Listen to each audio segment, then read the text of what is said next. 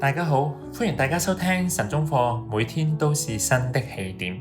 6月7日，題目係無法測度的愛。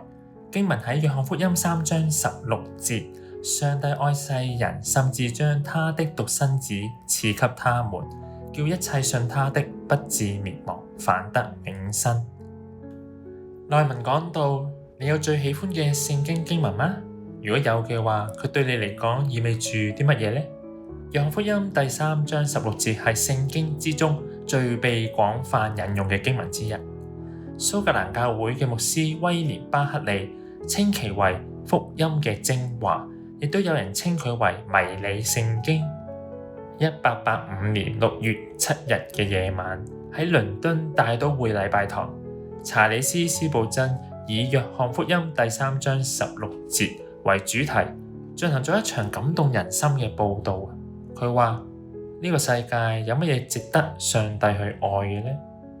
荒漠之中生唔出芬芳嘅花，對佢嘅敵意，對佢真理嘅憎惡，對佢律法嘅漠視，對佢誡命嘅反叛，呢一啲都係覆蓋方圓嘅荊棘同蒺藜。呢啲係冇任何可愛嘅東西能夠喺度盛放。但係喺人類嘅廢墟之中，耶和華展示佢對人類嘅深愛。當至高嘅上帝賜下佢嘅兒子嘅時候，佢其實係將自己賜下，因為耶穌喺佢永恆嘅本性之中，並唔比上帝係遜色嘅。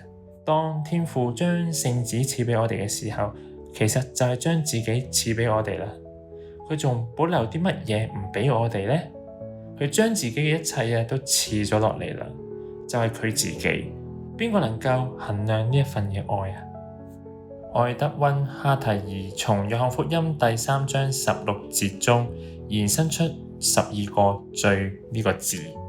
第一個，上帝最無與倫比嘅愛人；第二，愛最深切嘅程度；第三，世人最廣大嘅受眾；四，甚至將賜給最無私嘅行為；第五，佢嘅獨生兒子最美好嘅禮物；第六，叫一切最隨手可得嘅機會；七，信最簡單嘅要求；八，他最無法抗拒嘅吸引；九，不致滅亡最偉大嘅應許；十，反最明顯嘅反差；11，得最無可置疑嘅確定，以及12，永生最豐厚嘅財富。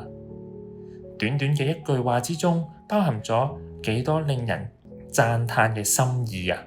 如果你用自己嘅名嚟替換以上章節中嘅世人同一切信佢嘅，讀起嚟就會更切實嘅意義，因為上帝亦都深愛着你。今日嘅晨鐘課講到呢度，歡迎聽日再收聽，拜拜。